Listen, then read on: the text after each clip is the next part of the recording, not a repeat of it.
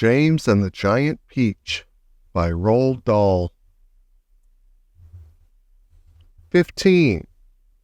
Outside in the garden, at that very moment, Aunt Sponge and Aunt Spiker had just taken their places at the front gate, each with a bunch of tickets in her hand, and the first stream of early morning sightseers was visible in the distance, climbing up the hill to view the peach. "We shall make a fortune today," Aunt Spiker was saying. "Just look at all those people." "I wonder what became of that horrid little boy of ours last night," Aunt Sponge said. "He never did come back in, did he?" "He probably fell down in the dark and broke his leg," Aunt Spiker said. "Or his neck, maybe," Aunt Sponge said hopefully. "Just wait till I get my hands on him," Aunt Spiker said, waving her cane. "He'll never want to stay out all night again by the time I've finished with him. Good gracious me, what's that awful noise?" Both women swung round to look. The noise, of course, had been caused by the giant peach crashing through the fence that surrounded it. And now, gathering speed every second, it came rolling across the garden towards the place where Aunt Sponge and Aunt Spiker were standing. They gaped, they screamed, they started to run. They panicked. They both got in each other's way. They both pushing and jostling, and each one of them was thinking only about saving herself. Aunt Sponge, the fat one, tripped over a box that she'd brought along to keep the money in, and fell flat on her face. Aunt Spiker immediately tripped over Aunt Sponge and came down on top of her. They both lay on the ground, fighting and clawing and yelling and struggling frantically to get up again. But before they could do this, the mighty peach was upon them. There was a crunch, and then there was silence. The peach rolled on, and behind it, Aunt Sponge and Aunt Spiker lay ironed out upon the grass, as flat and thin and lifeless as a couple of paper dolls cut out of a picture book. 16. And now the peach had broken out of the garden and was over the edge of the hill, rolling and bouncing down the steep slope at a terrific pace. Faster and faster and faster it went, and the crowds of people who were climbing up the hill suddenly caught sight of this terrible monster plunging down upon them, and they screamed and scattered to right and left as it went hurtling by. At the bottom of the hill it charged across the road, knocking over a telegraph pole and flattening two parked cars as it went by. Then it rushed madly across about 20 fields, breaking down all the fences and hedges in its path. It went right through the middle of a herd of fine Jersey cows, and then through a flock of sheep, and then through a paddock full of horses, and then through a yard full of pigs, and soon the whole countryside was a seething mass of panic-stricken animals stampeding in all directions. The peach was still going at a tremendous speed with no sign of slowing down, and about a mile farther on it came to a village. Down the main street of the village it rolled, with people leaping frantically out of its path right and left. And at the end of the street, it went crashing right through the wall of an enormous building and out the other side, leaving two gaping round holes in the brickwork. This building happened to be a famous factory where they made chocolate, and almost at once a great river of warm, melted chocolate came pouring out of the holes in the factory wall. A minute later, this brown, sticky mess was flowing through every street in the village, oozing under the doors of houses and into people's shops and gardens. Children were wading in it up to their knees, and some were even trying to swim in it. And all of them were sucking it into their mouths in great, greedy gulps and shrieking with joy. But the peach rushed on across the countryside, on and on and on, leaving a trail of destruction in its wake. Cowsheds, stables, pigsties, barns, bungalows, hayricks, anything that got in its way went toppling over like a ninepin. An old man sitting quietly beside a stream had his fishing rod whisked out of his hand as it went dashing by, and a woman called Daisy Entwistle was standing so close to it as it passed that she had the skin taken off the tip of her long nose. Would it ever stop? Why should it? A round object will always keep on rolling as long as it's on a downhill slope. And in this case, the land sloped downhill all the way until it reached the ocean. The same ocean that James had begged his aunts to be allowed to visit the day before. Well, perhaps he was going to visit it now. The Peach was rushing closer and closer to it every second, and closer also to the towering white cliffs that came first. These cliffs are the most famous in the whole of England, and they are hundreds of feet high. Below them, the sea is deep and cold and hungry. Many ships have been swallowed up and lost forever on this part of the coast, and all the men who were in them as well. The Peach was now only 100 yards away from the cliff. Now 50, now 20, now 10, now 5.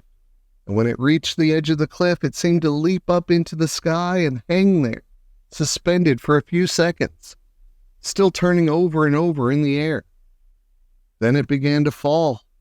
Down, down, down, down, down. Smack!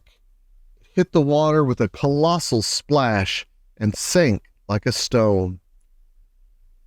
But a few seconds later, up it came again, and this time up it stayed, floating serenely upon the surface of the water. 17. At this moment, the scene inside the Peach itself was one of indescribable chaos. James Henry Trotter was lying bruised and battered on the floor of the room amongst a tangled mass of centipede and earthworm and spider and ladybird and glowworm and old green grasshopper. In the whole history of the world, no travelers had ever had a more terrible journey than these unfortunate creatures. It had started out well, with much laughing and shouting, and for the first few seconds, as the Peach had begun to roll slowly forward, nobody had minded being tumbled about a little bit. And when it went bump, and the centipede had shouted, "That was Aunt Sponge," and then bump again, and "That was Aunt Spiker," there had been a tremendous burst of cheering all around. But as soon as the Peach rolled out of the garden and began to go down the steep hill, rushing and plunging and bounding madly downward, then the whole thing became a nightmare. James found himself being flung up against the ceiling, then back onto the floor, then sideways against the wall, then up onto the ceiling again, and up and down and back and forth and round and round. And at the same time, all the other creatures were flying through the air in every direction. And so were the chairs and the sofa, not to mention the 42 boots belonging to the centipede. Everything and all of them were being rattled around like peas inside an enormous rattle that was being rattled by a mad giant who refused to stop. To make it worse, something went wrong with the glowworm's lighting system, and the room was in pitchy darkness. There were screams and yells and curses and cries of pain, and everything kept going round and round, and once James made a frantic grab at some thick bars sticking out from the wall, only to find that they were a couple of the centipede's legs. "Let go, you idiot!" shouted the centipede, kicking himself free, and James was promptly flung across the room into the old green grasshopper's horny lap.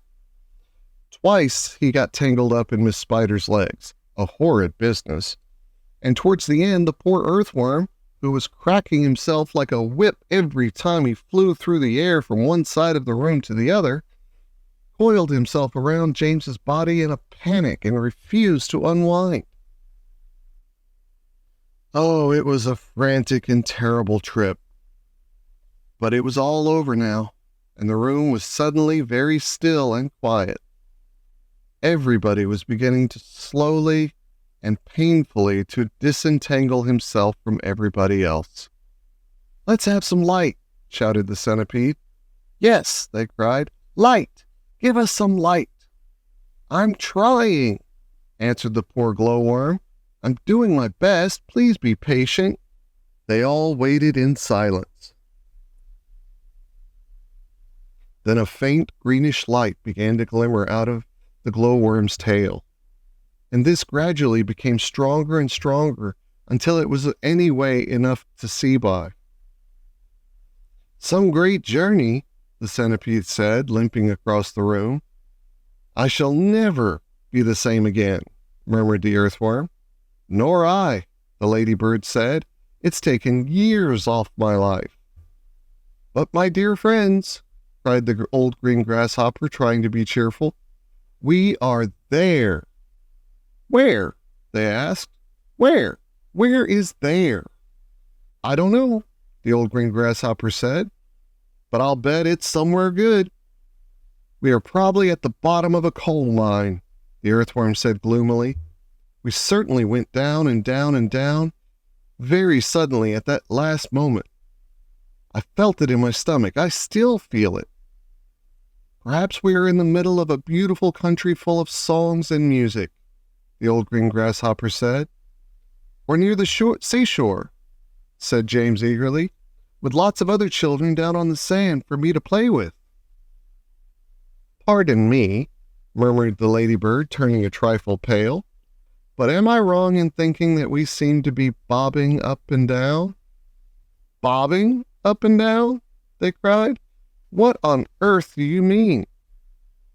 "You're still giddy from the journey," the old green grasshopper told her.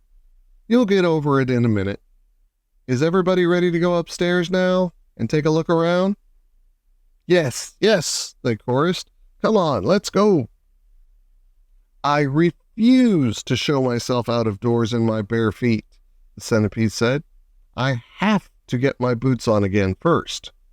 "For heaven's sake, let's not go through all that nonsense again," the earthworm said.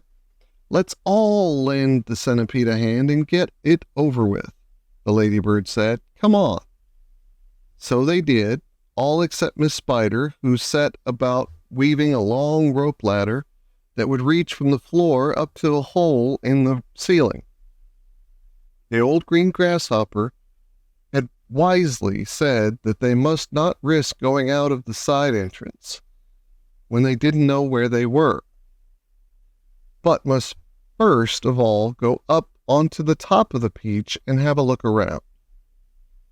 So half an hour later, when the rope ladder had been finished and hung, and the 42nd boot had been laced neatly onto the centipede's 42nd foot, they were all ready to go out, amidst mounting excitement and shouts of, "Here we go, boys! The promised land! I can't wait to see it!" The whole company climbed up the ladder one by one and disappeared into a dark, soggy tunnel in the ceiling that went steeply, almost vertically upward.